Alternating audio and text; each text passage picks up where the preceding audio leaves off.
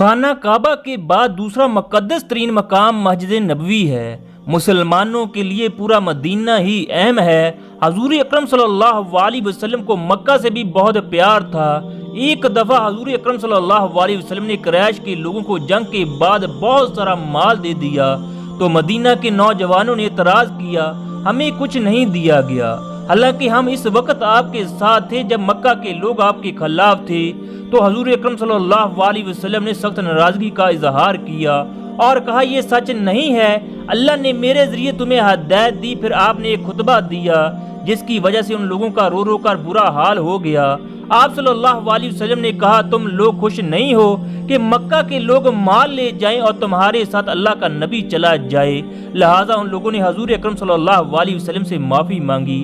Social media पर एक video viral हुई है जिसमें एक और मदीना की गलियों में रो रो कर दवा कर रही है।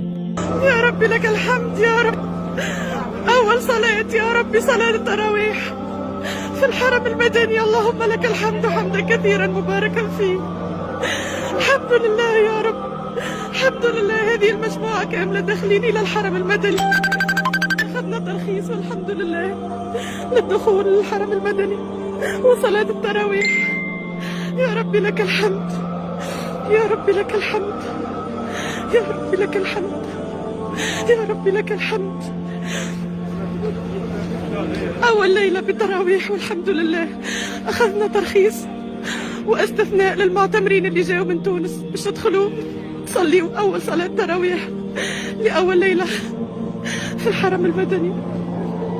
اللهم لك الحمد، اللهم لك الحمد، اللهم لك الحمد، اللهم لك الحمد.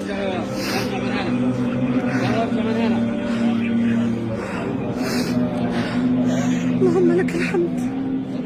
اللهم مازال